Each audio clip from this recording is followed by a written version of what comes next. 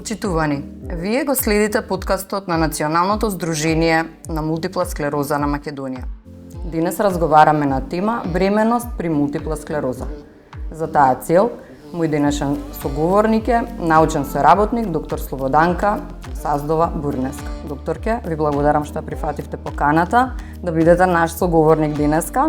Имаме можност да предискутираме за ношна актуелна тема, тоа е мултипла склероза и бременост. Што станува ако нели знаеме болеста се диагностицира во младите години, е сега многу покасно, значи после породувањето ја диагностицираат баш заради тоа. Значи породувањето се доживува како стрес, па се диагностицира, дали е тригер породувањето за да дојде до диагноза? Самото породување, значи клиничките студии покажуваат дека во текот на бременоста, практично во првите 3 месеци од бременоста, стапката на релапси, односно влошувањето е многу ниска, особено во третиот триместар од бременоста. Тоа е така бидејќи имаме една хормонална рамнотежа, односно хормонална рамнотежа помеѓу плацентата и помеѓу имуниот систем на мајка.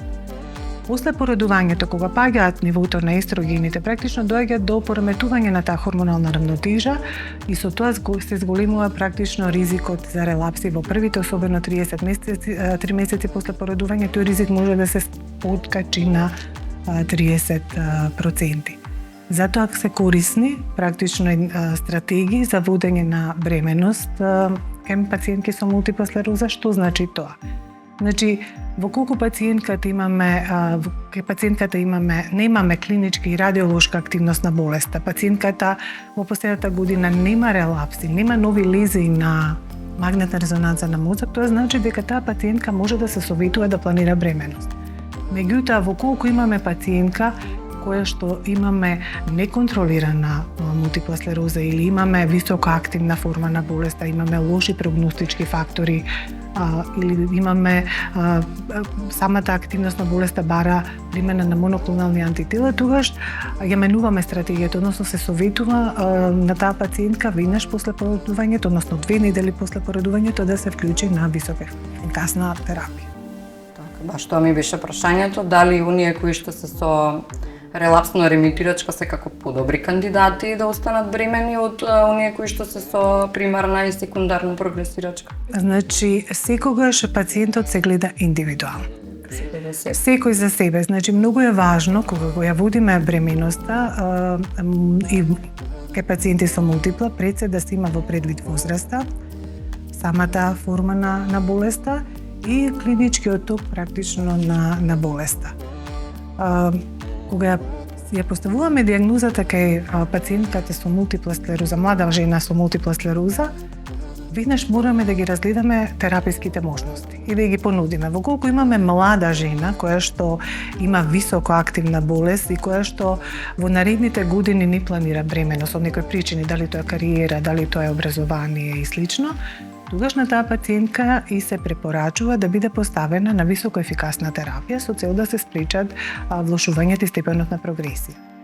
Меѓутоа, во колку имаме пациентка која што планира бременост, тогаш терапискиот пристап е тој што да понудиме терапии кои што се одобрени од страна на Американската академија, Американската асоциација за лекови, Европската агенција за лекови, одобрени се и безбедни во текот на бременоста. Тоа се интерферон 1А и глатерамерацетат, односно копаксон, кои што како големи молекули не трансферираат во мајчиното млеко, што значи дека се безбедни во тој период на доење после породувањето.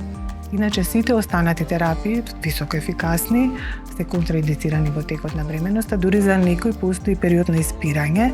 Тој период може да биде различен, може да биде од 3, 6 па и 12 месеци.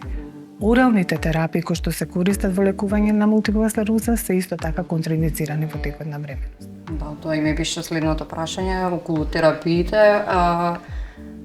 Високо ефикасните мислите на укревостисаврите се водат така? Да, моноклоналните антитела. Така, овие другите беа имуномодулатори. Така ли може да се интерферонот, да. И јас им посакувам баш лесен пороѓај на сите што ќе се одлучат. Ви благодарам многу за овој убав краток, ама многу убав и интересен разговор. А на вас ви благодарам на вниманието и се гледаме во наредна прилика.